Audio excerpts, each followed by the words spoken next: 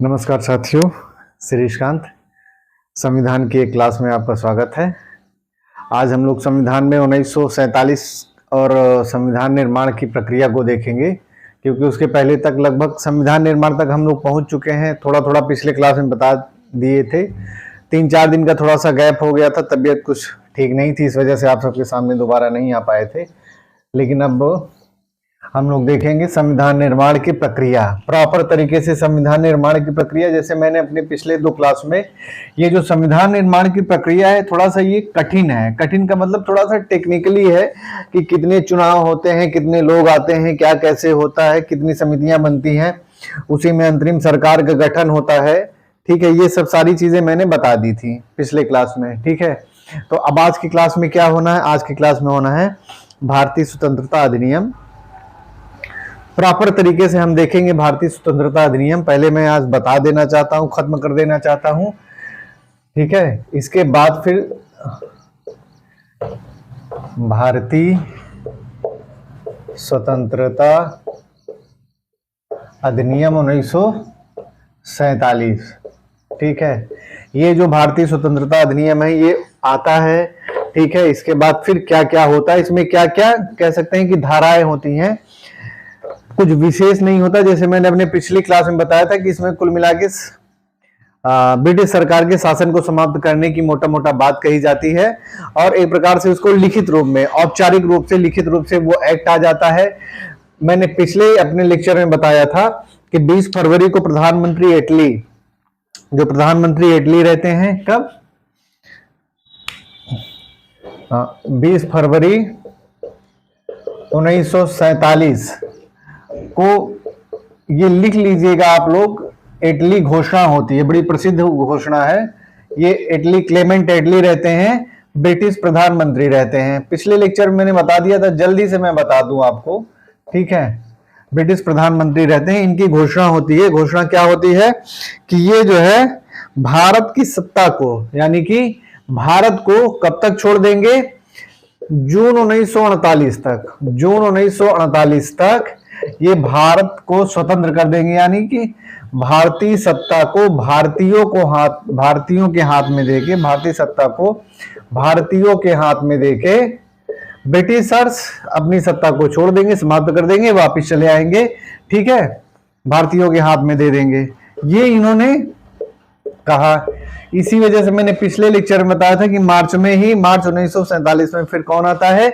Mountbatten को ये भेजते हैं, और माउंटबेटन को सख्त निर्देश रहता है कि जल्दी से जल्दी जो है भारतीय मसलों को समाप्त करके स्वतंत्रता की बात की जाए। माउंटबेटन आते हैं, बेबल चले जाते हैं। माउंटबेटन मार्च में आते हैं, इसके बाद फिर वो मई जून में फिर जाते हैं, कहां पे? ब्रिटेन जाते हैं, वहां की सरकार से बातचीत करते हैं, सब पक्षों से बातचीत करते हैं। ब्रिटेन जो है जल्दी में रहते हैं, क्योंकि खून खराबा जल्दी जल्दी काफी होता रहता है, दंगे फसाद भारत के हर क्षेत्र में होते रहते हैं। ये मैंने आपको पिछले बताया था। मुस्लिम लीग पाकिस्तान से कम पे समझौता करने के लिए तैयार नहीं थी। कांग्रेस भी इस बात को समझ गई थी कि अब बंटवारा निश्चित है, अगर लोगों को बचाना है तो हर जगह दंगे फसाद हो रहे हैं। जैसे कि किसी के शरीर में चेचक उचक निकल जाए तो पूरे शरीर में निकल जाता है, तो पूरे भारत में वैसे ही विद्रोह हो रहे थे। कोई ऐसा क्षेत्र नहीं था जहां विद्रोह नहीं हो रहे थे। गांधी जी पे परेशान, नेहरू जी भी, पटेल जी भी, किसी का कोई भी युक्ति काम नहीं आ रही थी, और ब्रिटिशर्स भी परेशान हो गए थे। मैंने बताया था कि द्वितीय विश्व युद्ध में जो है, जैसे ब्रिटेन जीत तो गया था द्वितीय विश्व युद्ध, लेकिन वो पूरी तरह से खस्ताहाल हो चुका था, आर्थिक रूप से कोलैप्स कर गया था एक प्रकार से। ठीक है ना, और उसके ना जाने कितने सैनिक लाखों मारे गए थे। इस वजह से ब्रिटिशर्स जो है बिल्कुल परेशान थे। ठीक, ये सब सारी बातें मैंने पिछले लेक्चर में बताई थी। तो ऐसी स्थिति में फिर क्या होता है? ऐसी स्थिति में माउंटबेटन क्या करते हैं कि 3 जून 1947 को माउंटबेटन योजना आती है। माउंटबेटन योजना आती है। ठीक है, इस योजना के आधार पे जो है एक प्रकार से कह सकते हैं कि मोटा मोटा भारत और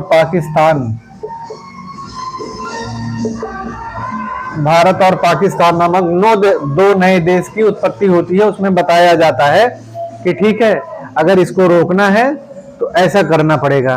और मोटा मोटा ये भी बता देते हैं कि अगस्त 1947 के पहले पहले भारतीय सत्ता जो है ब्रिटिशर्स, भारतीय सत्ता भारतीयों के हाथ में चली जाएगी और ब्रिटिशर्स चले जाएंगे।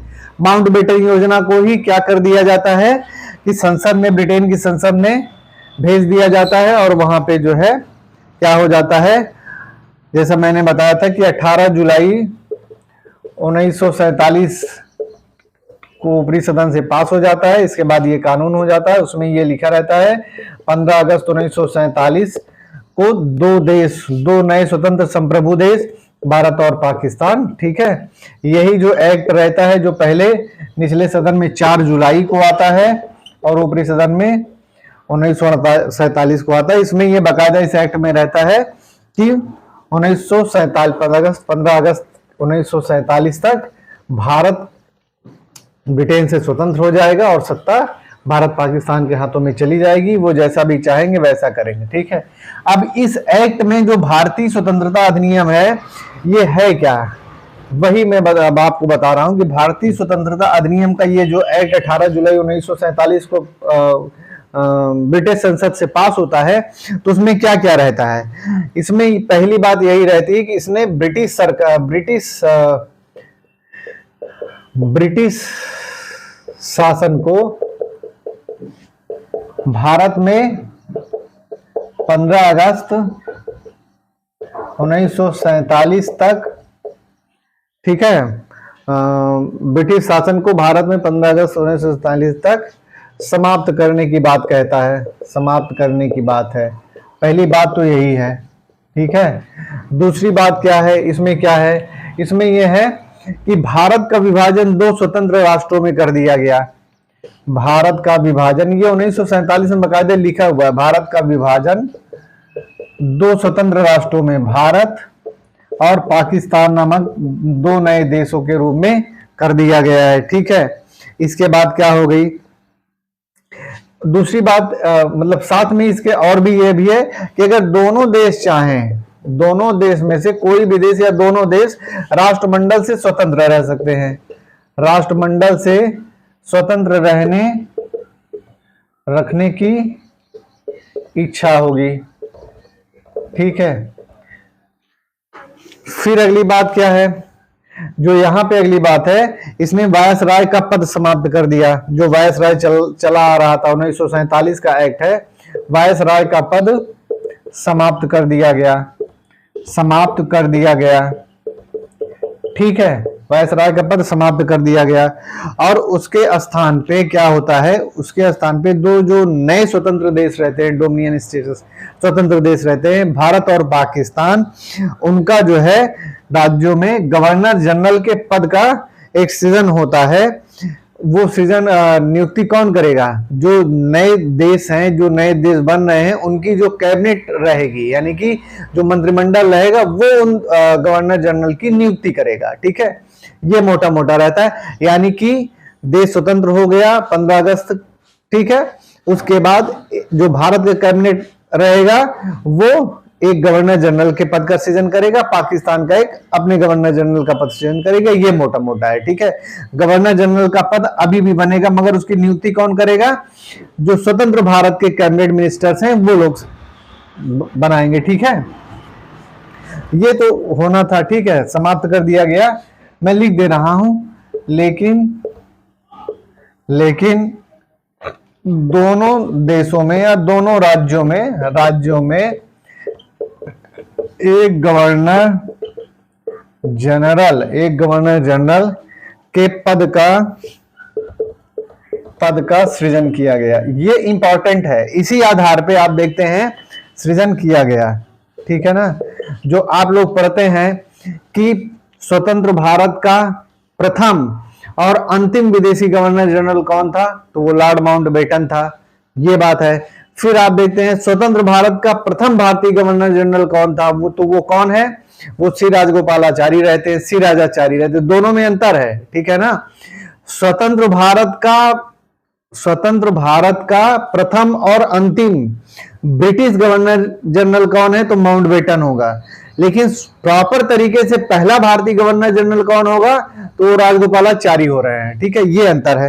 तो ये वही बात है, ये इसी ये जो लाइन है इसी के आधार पर उन लोगों का चयन हो रहा है, नियुक्ति हो रही है। तो दोनों राज्यों में एक गवर्नर जनरल के पद का सृजन किया गया। ठीक है, जिनकी नियुक्ति कौन करेगा, जिनकी नियुक्ति स्वतंत्र देश के कैबिनेट करेगी। कैबिनेट का मतलब मंत्री करेगी। ठीक, ये बात हो गई। फिर अगली बात क्या होती है, फिर अगली बात ये होती है, एक चीज और, ये जो गवर्नर जनरल की नियुक्ति हो रही है इसमें एक लाइन साथ में और ये भी जोड़ दिया गया है कि ये ब्रिटिश कैबिनेट तो पूरी तरीके से करेगी, लेकिन एक बार अंतिम तौर पे जो है उसकी मंजूरी कौन देगा, जो ब्रिटिश क्राउन है वो देगा। ठीक है, नियुक्ति तो गवर्नर जनरल की ब्रिटिश कैबिनेट ही कर रही, और एक सिंबॉलिक रूप से उसका कोई बहुत मतलब नहीं रह गया, क्योंकि पूरी सत्ता जब स्वतंत्र देश हो गया तो एक प्रकार से कह सकते हैं कि जैसे होता है ना कि सब कुछ निकल जाती, पूंछ अटक जाती, उसी तरीके से थोड़ा सा महत्व देने के लिए जो भी कह लीजिए इस तरह से प्रावधान किया गया था कि मंजूरी जो है ब्रिटिश क्राउन को देना था, वो भी समाप्त कर दिया जाता, उसका कोई भी औचित्य नहीं रहता। फिर अगली क्या बात होती है, फिर अगली बात होती है इसमें कि दोनों देशों को अपने तरीके से संविधान बनाने की स्वतंत्रता होगी। दोनों देशों को अपने तरीके से संविधान बनाने की स्वतंत्रता होगी। ठीक है, स्वतंत्रता होगी, ये बकायदा इन सब चीजों को 1947 के एक्ट में लिखा गया है। ठीक है, ऐसा नहीं है, संविधान बनाने की स्वतंत्रता होगी। ठीक, और जो ये दोनों जो राज्य हैं जो है ये जो अपना बनाएंगे जो है, तो अपने अपने तरीके से अपने अपने संसाधनों के बलबूते बनाएंगे। इसमें कुछ ऐसा नहीं है कि ब्रिटिशर्स की बात माननी ही पड़ेगी। ठीक है, इसके बाद क्या होता है इसमें, जो ब्रिटिश रियासतें होती हैं, यानी कि जो भारतीय रियासतें होती हैं उनके ऊपर जो ब्रिटिश आधिपत्य था या ब्रिटिश की प्रभुता थी, उसको भारतीय रियासतों से ब्रिटिश प्रभुता को समाप्त कर दिया गया। ठीक है, क्योंकि आपको याद होगा कि जो रियासतें रहती उनके लिए ये खुला मंच होता है कि वो भारत की तरफ जाएं चाहे पाकिस्तान की तरफ जाएं। तो उसमें बहुत सारी जो आप देखते हैं कि जो पाकिस्तान से सटी वाली रियासतें रहती हैं वो पाकिस्तान में चली जाती हैं, जो भारत में रहती हैं वो भारत में चली जाती हैं। तो ये वही है। ठीक है, क्योंकि रियासतें पहले से ही स्वतंत्र थी, बस एक सिंबॉलिक रूप से ब्रिटिश प्रभुता थी उनके ऊपर, यानी कि ब्रिटिश का आधिपत्य था, लेकिन वो करते अपने मन से थे। जैसे संविधान निर्माण के समय मैंने बताया था ना कि 93 देशी रियासतें थी। ठीक है, तो वो देशी रियासतों को दे दिया गया था, वो प्रतिनिधि भेजे संविधान सभा में या ना भेजे। उसी तरीके से आपको अगर याद हो तो 1935 में एक अखिल भारतीय संघ बनाने की बात कही गई थी 1935 के एक्ट में। उसमें क्या था, उसमें जो ब्रिटिश प्रांत थे यानी कि ब्रिटिशर्स के जो राज्य थे उनको संघ में शामिल होना अनिवार्य था। ठीक है, इंपॉर्टेंट था, मगर जो रियासतें थी, देशी रियासतें थी, उनके लिए इंपॉर्टेंट नहीं था, उनके लिए वैकल्पिक था, यानी ऑप्शनल था, वो चाहे तो आए चाहे तो ना आए। तो ये देशी रियासतें जो स्वतंत्र हो गई थी या जो स्वतंत्र सत्ता अपना चलाती थी, वो एक सिंबॉलिक रूप से ब्रिटिश शासन को मानती थी, मान्यता देती थी, बस इतना ही था, करते वो सब अपने तरीके से थे। तो उन्हीं देशी रियासतों के लिए क्या होता है 1947 में जब माउंटबेटन योजना आती है, कैबिनेट मिशन भी आता है, तो ये जो तीनों चरण है उसका जो पीक होता है 1947 का, तो उसमें ये बाकायदे कहा जाता है कि भारतीय रियासतों को ब्रिटिश प्रभुता को समाप्त कर दिया गया, यानी देशी रियासतों के ऊपर से ब्रिटिश प्रभुता को, ब्रिटिश आधिपत्य को समाप्त कर दिया गया है। ठीक है, तो ये बात होती है, भारतीय रियासतों से ब्रिटिश प्रभुता को समाप्त करने की घोषणा की जाती है। जो मैं इतना बता रहा हूं इसीलिए बता रहा हूं कि आप समझिए छोटी छोटी चीजें आखिर क्या थी। जब तक इंटरलिंक नहीं करेंगे, इंटरकनेक्ट नहीं करेंगे, चीजें समझ में नहीं आएंगी। ठीक है, करने की घोषणा की गई। ठीक है, आखिर अगर आपको ये समझ में आता हो कि भारत तो स्वतंत्र हो गया, मगर भारतीय स्वतंत्रता के बाद पहला जो गवर्नर जनरल बन रहा है वो लॉर्ड माउंटबेटन बन रहा है, ठीक है। क्यों बन रहा है जबकि भारत स्वतंत्र हो गया? तो ये जो लाइन लिखी गई है वो यही है, ठीक है, कि उसकी नियुक्ति तो ब्रिटिश भारतीय कैबिनेट कर रही है या पाकिस्तानी कैबिनेट कर रही है, और उसकी मंजूरी थोड़ा सा ये कह सकते हैं कि सिंबॉलिक रूप से प्रतिष्ठा का प्रश्न है, तो वो ब्रिटिश क्राउन करेगा, उसको भी समाप्त कर दिया जाता है उसके साथ ही बाद में, ठीक है। तो ये हो गया। फिर अगली बात क्या होती है इस एक्ट में? इस एक्ट में ये बात होती है कि जब तक संविधान सभा दोनों देशों का बन नहीं जाएगा, ठीक है, संविधान लागू नहीं हो जाएगा, तब तक जो देश में व्यवस्था चलेगी, शासन संचालन चलेगा, वो 1935 के एक्ट के द्वारा चलेगा, यानी जो 1935 का अधिनियम आया था उसके अनुसार चलेगा, ठीक है। यानी कि हमारा संविधान लागू कब होता है पता ही है, 24 जनवरी 1950 को पूरी तरह से लागू होता है, ठीक है। लेकिन तब तक, ठीक है, ये 15 अगस्त 1947 से 1950 तक आखिर देश कैसे चलेगा, किस संविधान के मार्फत चलेगा, कैसी व्यवस्था होगी, शासन संचालन का अधिकार किसका होगा, कौन सबसे सुप्रीम होगा, किसकी बात मानी जाएगी, किसकी बात नहीं मानी जाएगी, आखिर कैसे शासन संचालन चलेगा? भारत तो स्वतंत्र हो गया है, तो वो 1935 के एक्ट के द्वारा चलेगा। इस बात को बाकायदा लिख दिया गया है। इसको मैं लिख नहीं रहा हूं, अगर किसी को लिखना हो तो अपने तरीके से समझ सकता है कि इस दरमियान जो घटना घटती है वो 1935 के अधिनियम के अनुसार शासन चलता है, ठीक है। फिर इस एक्ट के द्वारा जो शाही उपाधि थी, शाही उपाधि क्या थी? जो एक शाही उपाधि ब्रिटिश रानी को दी गई थी, भारत का सम्राज्ञी या भारत का सम्राट, भारत का साम्राज्ञी या भारत का सम्राट, भारत का सम्राट,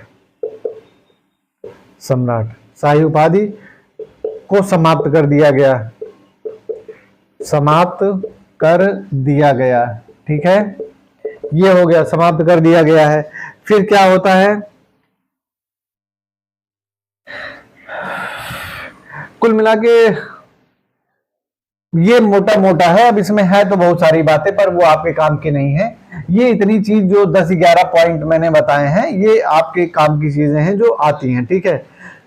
अब हम देखेंगे, जैसे ये भारत का स्वतंत्रता अधिनियम 1947 हो गया, ये सब सारी बातें हो गई। फिर जो थोड़ी थोड़ी बातें रहेंगी आगे के लेक्चर में मैं बताता रहूंगा, क्योंकि जो मुझे बहुत महत्वपूर्ण लग रहा है वही फैक्ट्स मैं आपको बता रहा हूँ कहानी के साथ में जोड़ के, ठीक है, जिससे कि आपको थोड़ी बहुत कहानी भी समझ में आ जाए, फैक्ट भी आपका बनता रहे एग्जाम के पॉइंट ऑफ व्यू से, ठीक है। तो कुल मिला के ये हो गया 14-15 अगस्त की रात को पाकिस्तान और भारत नामक दो देश का निर्माण हो गया, जैसा कि आप जानते ही हैं। अब बात होती है थोड़ा सा संविधान निर्माण की। संविधान निर्माण का दौर, ठीक है, ये संविधान निर्माण का दौर कब से कब चलता है? ये चल तो रहा है 1773 से ही। संविधान निर्माण का जो मैंने ऐतिहासिक विकास क्रम कालखंड आप 1773 से पढ़े हैं, 1773 से 1900 कह सकते हैं 35 तक, स्पेशली इसके बाद क्रिप्स मिशन है, कैबिनेट मिशन है, ये सब सारी चीजें हैं। ये इसका एक प्रकार से संविधान के विकास के ऐतिहासिक कालखंड हो गया। लेकिन जो प्रॉपर संविधान निर्माण का दौर होता है, जो भारतीय लोग करते हैं, वो कब से शुरू हो रहा है? वो शुरू हो रहा है, प्रथम बैठक कब हुई थी? 9 दिसंबर 1946 को क्या हुई थी? प्रथम बैठक हुई थी। प्रथम बैठक हुई थी किसकी? संविधान सभा की, ठीक है। प्रथम बैठक हुई थी संविधान सभा की, ठीक है। मैंने पिछले क्लास में बताया था क्या कि इसके प्रथम अस्थायी अध्यक्ष कौन रहते हैं? अध्यक्ष डॉक्टर एस.एन. सिन्हा, यानी कि सच्चिदानंद सिन्हा, एस.एन. सिन्हा, ठीक। क्योंकि ये संविधान सभा के सबसे बुजुर्ग व्यक्ति रहते हैं, तो इसको किस आधार पे इनको अध्यक्ष बनाया गया था? मैंने बताया था पिछली क्लास में, फ्रांस की तर्ज पे। ये प्रश्न आता है तो फ्रांस की तर्ज पे इनको अध्यक्ष बनाया गया था। फिर मैंने बताया था कि 11 दिसंबर को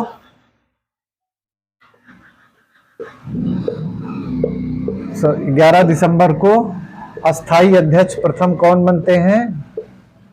अस्थाई अध्यक्ष बनते हैं कौन? अस्थाई अध्यक्ष डॉक्टर राजेंद्र प्रसाद जी बनते हैं।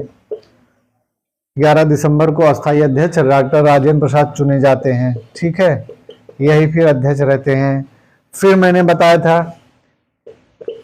13 दिसंबर को क्या होता है? 13 दिसंबर 1946 को क्या होता है? नेहरू जी उद्देश्य प्रस्ताव, ये प्रश्न बहुत आता है। ठीक है, नेहरू जी उद्देश्य प्रस्ताव प्रस्तुत करते हैं। संविधान सब जो हमारा संविधान का निर्माण हुआ है, जो उद्देश्य प्रस्ताव है, वो कब प्रस्तुत करते हैं नेहरू जी? 13 दिसंबर 1946 को प्रस्तुत करते हैं। उद्देश्य प्रस्ताव प्रस्तुत करते हैं। ठीक है, प्रस्तुत करते हैं। ये तो हो गया मोटा मोटा जो मैंने पिछले लेक्चर में बताया था, जो आपका फैक्ट है। ठीक, संविधान सभा की प्रथम अस्थायी बैठक 9 दिसंबर को होती है। इसके बाद सारी चीजें हो चलती रहती हैं। लेकिन अब थोड़ा सा और फैक्ट जानिए। क्या फैक्ट जानिए? जो आपके पेपर के लिए है। बाकी तो लेक्चर चल ही रहा है। ठीक है, बाकी मैं क्वेश्चंस फिर से कह रहा हूं, मैं क्वेश्चंस बना रहा हूं। एक भी क्वेश्चन, मेरी पूरी ऐसी कोशिश है कि जो 200-250-300 क्वेश्चन 1773 से 1947 तक आए हुए हैं या जो बन सकते हैं, जो मेरी समझ है, बुद्धि विवेक है, उसके अनुसार मैं बना रहा हूं। और मेरी पूरी कोशिश रहेगी कि मैं कल से क्वेश्चन एंड आंसर संविधान का जो मैं पढ़ाया हूं 1773 से 1947 तक, उसके सारे क्वेश्चंस आपको बता दूं, लिखवा दूं। ठीक है, पहली बार सर्वप्रथम लिखते जाइएगा जो लोग लिखना चाहें। सर्वप्रथम पहली बार क्या होता है कि जो संविधान सभा के गठन की बात कहते हैं, संविधान सभा के पहली बार, ये सर्वप्रथम पहली बार संविधान सभा के गठन का जो विचार देते हैं, गठन की जो बात कही जाती है, गठन की बात करते हैं, वो करते हैं एम.एन. रॉय। ठीक है, एम.एन. रॉय बहुत बड़े वामपंथी रहते हैं, कम्युनिस्ट रहते हैं, और उनकी अपनी विचारधारा रहती है, और ये कर देते हैं इस बात को संविधान सभा में 1934 में एम.एन. रॉय। ठीक है, एम.एन. रॉय। ठीक, ये देते हैं पहली बार।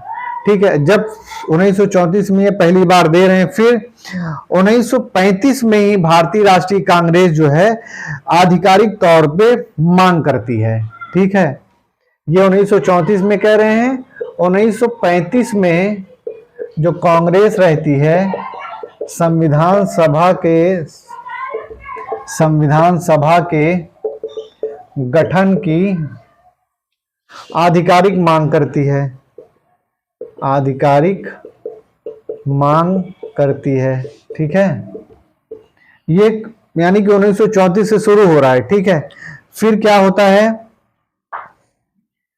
1938 का कांग्रेस का सम्मेलन रहता है। उसमें नेहरू जी बाकायदा ये कहते हैं कि हमारी एक संविधान सभा का गठन होना चाहिए, निर्माण होना चाहिए, जिसमें वयस्क मताधिकार के आधार पर संविधान सभा के सदस्यों को चुन के भेजना चाहिए। ये बात 1938 में नेहरू जी कह रहे हैं, 1938 के कांग्रेस के अधिवेशन में। ठीक है, तो ये बात 1938 का कांग्रेस का अधिवेशन कहाँ हुआ था? शायद हरिपुरा में हुआ था, शायद ध्यान नहीं आ रहा है, शायद हरिपुरा में हुआ था, वो मतलब नहीं है। लेकिन ये जानिए कि 1935 में ये कर रहे हैं, 1934 में ये कर रहे हैं, 1938 के अधिवेशन में नेहरू जी ये मांग कर रहे हैं कि संविधान सभा का गठन वयस्क मताधिकार पर आधारित होना चाहिए। ठीक है, फिर अगला क्रम मैंने बताया था, क्रिप्स मिशन में पहली बार कही जाती है, क्रिप्स मिशन में पहली बार ब्रिटिश की तरफ से कही जाती है, पहली बार संविधान सभा, क्रिप्स मिशन में पहली बार संविधान सभा की बात ब्रिटिश करते हैं, ब्रिटिश शासन करता है। ठीक है, ब्रिटिश शासन करता है, ये बात मैंने बताई थी जब पिछला लेक्चर हुआ था। ठीक है, इसके बाद फिर कैबिनेट मिशन में होता ही होता है, फिर इस तरीके से होता है। फिर मैंने पिछले लेक्चर में बताया था कि संविधान सभा का जो गठन होता है, ठीक है। कुल 389 सदस्य रहते हैं संविधान सभा के गठन के लिए। जुलाई अगस्त में चुनाव होता है। ब्रिटिश भारत, जो ब्रिटिश प्रांत रहते हैं, भारतीय ब्रिटिश प्रांत रहते हैं, उनके लिए 296 सीटें होती हैं, जिसमें से 4 सीटें मुख्य आयुक्त के लिए रहता है। 292 सीटों पे चुनाव होता है। 292 सीटों में से कितनी, 292 में से 78 सीटें किसको दी जाती हैं, उसको दी जाती हैं 292 में से, अरे ये मुस्लिम लीग को दी जाती हैं। बाकी जो 214 सीटें होती हैं वो किसको दी जाती है, मतलब कि एक प्रकार से सामान्य के लिए रहता है। ठीक, ये 1946 में प्रक्रिया होती है। ठीक है, 296 सीटें रहती। मैं फिर से एक बार डायग्राम के तरीके से बता दे रहा हूं। 4 सीटें किसके लिए रहती हैं, मुख्य आयुक्त के लिए निकाल दी जाती हैं। तो बस्ती कितनी है, 292 सीटें। 292 सीटों में से क्या होता है, 214 सीटें कांग्रेस को यानी कि हिंदू बहुसल को दिया जाता है। 78 सीटें मुस्लिम लीग को। ठीक है, एक प्रकार से इनको आप कह सकते हैं कि ये जो 214 ये ब्रिटिश प्रांत के लिए है, भारतीय ब्रिटिश प्रांतों के लिए। ठीक है, प्रांतों के लिए।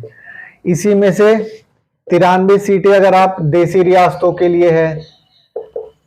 देसी, मैं बार बार इसलिए पढ़ा रहा हूं क्योंकि इसमें से बहुत प्रश्न आते हैं, आप बिल्कुल रट लें। ठीक है, अगर दोनों को जोड़ देंगे तो 389 सदस्य हो जाएंगे संविधान निर्माण के लिए, पर देसी रियासत वाले आते नहीं है। 214 सीटें ये, 78 सीटें ये।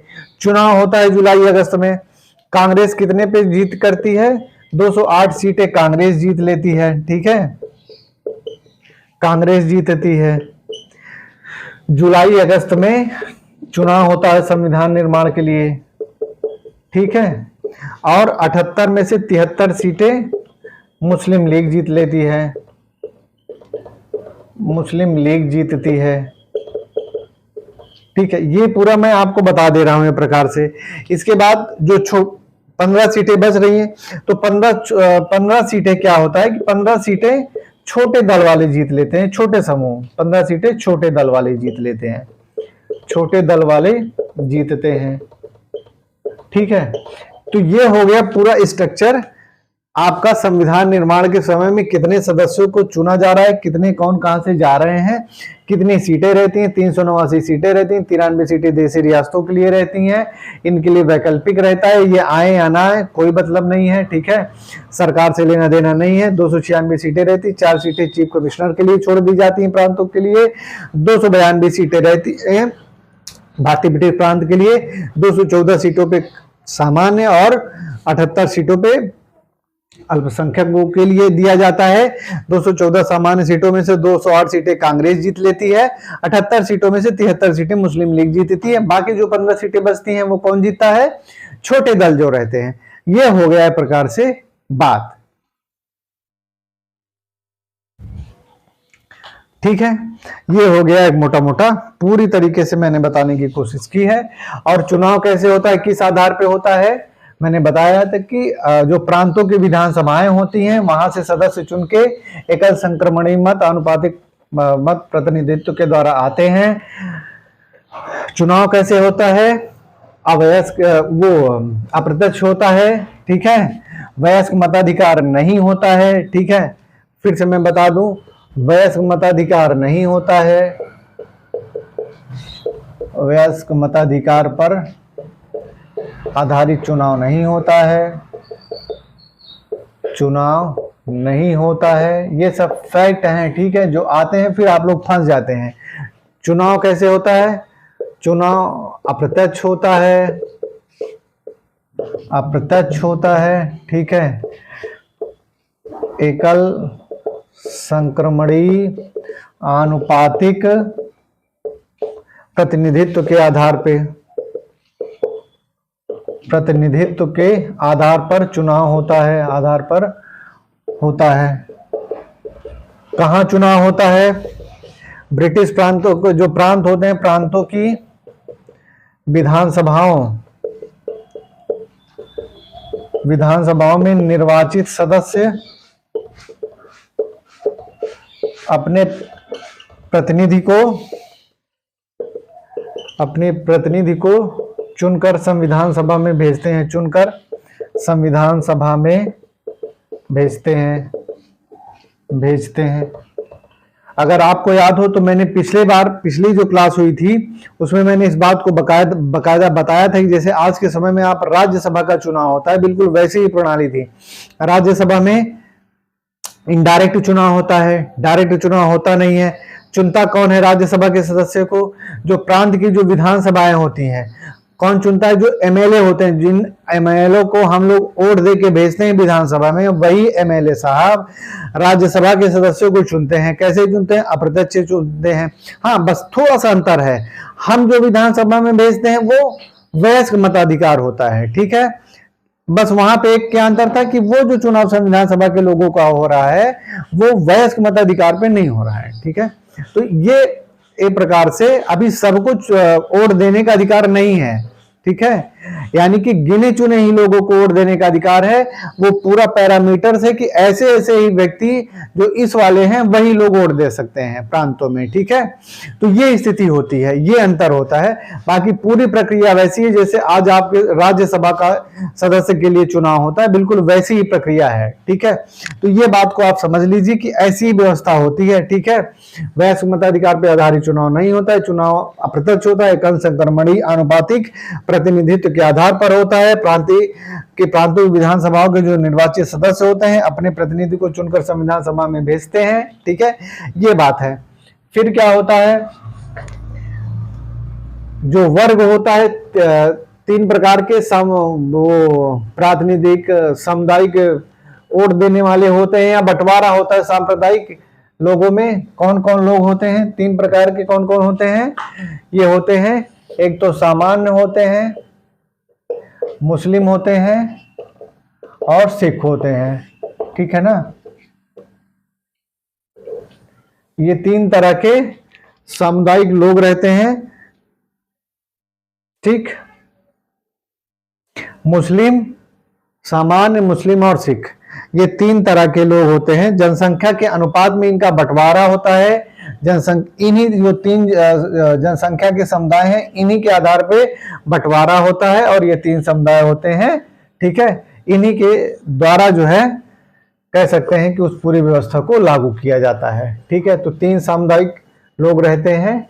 बाकी जो वोट करने वाले रहते हैं वो सभी रहते हैं, सभी के प्रतिनिधि जाते हैं, ऐसा नहीं है। ये वोट करने वाले तीन कह सकते हैं कि वर्ग बना दिया गया है, ठीक है। सामान्य, मुस्लिम और सिख, यही लोग अपने अपने समुदाय के लोगों को वोट करते हैं। लेकिन इसके अलावा भी जो सामान्य है या जो पारसी हैं, ईसाई हैं, ठीक है, सभी लोग चुन के जाते हैं, ऐसा नहीं है। ये प्रॉपर बांट दिया गया है, ठीक है। उसमें अल्पसंख्यक समुदाय में भी जो जो लोग रहेंगे, जैसे मुस्लिम के साथ में अल्पसंख्यक समुदाय जुड़ जाएंगे, ठीक है। ईसाई है, पारसी है, जैन है, बौद्ध है, तो ये सभी लोग जाएंगे। मेरे बताने का बस इतना सा मतलब है कि सामान्य का अलग है, मुस्लिम यानी अल्पसंख्यक, अल्पसंख्यक में बहुत सारा वर्ग आ जाता है, बहुत सारी जातियां आ जाएंगी धार्मिक रूप से, ठीक है। इसके बाद फिर सिख को अलग कर दिया गया किन्हीं कारणों से, क्योंकि पंजाब वाला जो एरिया है वहां पे सिखों का ज्यादा बाहुल्य था, जो भी कारण रहा। तो ये व्यवस्था अपनाई गई है चुनाव के लिए, ठीक है। फिर क्या होता है? मैंने कहा ना कि इसमें सभी जो चाहे वो आंग्ल भारतीय हो, चाहे ईसाई हो, चाहे पारसी हो, चाहे अनुसूचित जाति हो, चाहे अनुसूचित जनजाति हो, सभी लोगों को प्रतिनिधित्व मिलता है, ठीक है। ऐसा नहीं है, बस समुदाय को बांट दिया गया है, उसमें मुस्लिम के अंतर्गत जो कैटेगराइजेशन है उसको कर दिया गया है, ठीक है, जोड़ के कर दिया गया है। अब मैंने बताया कि जो संविधान सभा की कार्रवाई होती है वो कैसे चलती है, वो इसी तरीके से चलती है, ठीक है। होता क्या है फिर? उस दिन मैंने बताया था कि जब पहली बैठक होती है संविधान सभा की 9 तारीख को, पहली बैठक में कुल कितने सदस्य भाग लेते हैं, उपस्थित रहते हैं? कुल सदस्यों की संख्या 211 होती है। यानी कि पहले दिन 9 दिसंबर को जब संविधान सभा के सदस्य बैठते हैं भाग लेने के लिए, तो टोटल सदस्य कितने रहते हैं? 211 सदस्य रहते हैं। ठीक है, इसी में क्या होता है कि अध्यक्ष के साथ में 2 उपाध्यक्ष भी घोषित किए जाते हैं, यानी कि बना दिए जाते हैं। वो जो 2 उपाध्यक्ष रहते हैं वो रहते हैं डॉक्टर, पहला H.C. Mukherjee, Harishchandra, doctor H.C. Mukherjee, यानी कि इनका पूरा नाम है हरिश्चंद्र मुखर्जी, हरिश्चंद्र मुखर्जी। ठीक है, ये 2 उपाध्यक्ष हैं। ठीक है, और दूसरे कौन है? दूसरे हैं V.T. कृष्णामाचारी, V.T. कृष्णामाचारी। ये 2 क्या रहते हैं? ये 2 उपाध्यक्ष रहते हैं। ठीक है, 2 उपाध्यक्ष होते हैं। पहले उपाध्यक्ष डॉक्टर H.C. मुखर्जी, हरिश्चंद्र मुखर्जी, और दूसरे V.T. कृष्णामाचारी। ठीक है, ये 2 उपाध्यक्ष बना दिए जाते हैं। अब संविधान सभा चालू हो गई, बन गई है। फिर क्या होता है, जैसे मैंने बताया कि ये तो चलती है, इसमें मुस्लिम लीग भाग नहीं लेती है, देसी रियासत भी भाग नहीं लेती है, मगर बाद में क्या होता है कि 15 अगस्त 1947 आते आते 15 अगस्त 1947 आते आते अधिकांश देसी रियासतों में से लगभग 70 के करीब में जो देसी रियासतें रहती हैं वो अपने प्रतिनिधि भेजती हैं। 70 देसी रियासतों के प्रतिनिधि आते हैं, भाग लेते हैं। मुस्लिम लीग के भी कुछ प्रतिनिधि आते हैं, भाग लेते हैं संविधान सभा में। ठीक है, ऐसा नहीं, मुस्लिम लीग के भी प्रतिनिधि आते हैं, भाग लेते हैं। ठीक, तो ये व्यवस्था चलती है 15 अगस्त 1947 तक, 14 और 15 अगस्त 1947 तक ये शुरू हो जाता है। दोनों लोगों, बाकी सब लोग भाग लेते हैं। होता क्या है, फिर जब 15 अगस्त को बंटवारा हो जाता है, फिर संविधान सभा का एक प्रकार से कह सकते हैं कि संविधान सभा के जो मुस्लिम लीग के सदस्य होते हैं, ठीक है, वो पाकिस्तान में चले जाते हैं। जो देसी रियासतों के कुछ प्रतिनिधि होते हैं वो हट जाते हैं। तो एक प्रकार से रीस्ट्रक्चर होता है संविधान सभा का, यानी कि जो संविधान सभा चल रही थी 15 अगस्त के बाद से उसमें थोड़ा सा परिवर्तन हो जाता है। और परिवर्तन इस तरह से होता है कि व्यवस्था वही चलेगी, मुस्लिम लीग भाग ली रहती है संविधान सभा में, आके बैठने लगते हैं उनके सदस्य संविधान निर्माण में। तो वो जब चले जाएंगे तो को बहुत अंतर नहीं पड़ेगा, थोड़ा सा रिस्ट्रक्चर होगा। उस रिस्ट्रक्चर को, पुनर्निर्माण को हम लोग देखेंगे अगले लेक्चर में, क्योंकि बहुत ज़्यादा लंबा हो जाता है तो फिर समस्या होती है पढ़ने में आप लोगों को। ठीक है, तो ये रहा मोटा मोटा। मेरी पूरी कोशिश रही है कि इस हिस्से को, संविधान निर्माण के हिस्से को, संविधान निर्माण शुरू हो चुका है। अगले लेक्चर में हम 24 जनवरी 1950 तक पहुंच जाएंगे। संविधान निर्माण से जितनी समितियां हैं, महिलाओं की सदस्यों की संख्या है, जितने भी अधिवेशन होते हैं, ये सब पूरा मैं बताने की कोशिश करूंगा। और क्वेश्चन बैंक 1773 से लेके 1947 तक मैं बना रहा हूँ। जिस दिन क्वेश्चन बैंक बन जाएगा, एक आध 4-5 दिन पूरा मैं उसको बताने में, क्वेश्चन बैंक लिखवाने में लगेगा, टाइम लगेगा, क्योंकि ये डिजिटल बोर्ड तो है नहीं, ये परंपरागत है, लिखना है मिटाना है, फिर लिखना है मिटाना है, थोड़ा मेहनत का काम है। तो थोड़ा सा धैर्य रखिए, जो भी क्वेश्चन रहेंगे सब आपके सामने जाएंगे। ठीक है, आपके हर एग्जाम में फायदेमंद होंगे। ठीक है, चाहे वो समीक्षा के हो, पीसीएस के हो, किसी भी एग्जाम के लिए हो। मेरी पूरी कोशिश है कि मैं पढ़ा ही इसी तरीके से रहा हूँ जो मुझे बुद्धि विवेक है ईश्वर ने दिया है, कि सभी को लाभ हो। तो ठीक है साथियों, फिर मिलते हैं दूसरे वीडियो में। वीडियो को शेयर करिए, सब्सक्राइब करिए, लाइक करिए चैनल को। ठीक है साथियों, नमस्कार।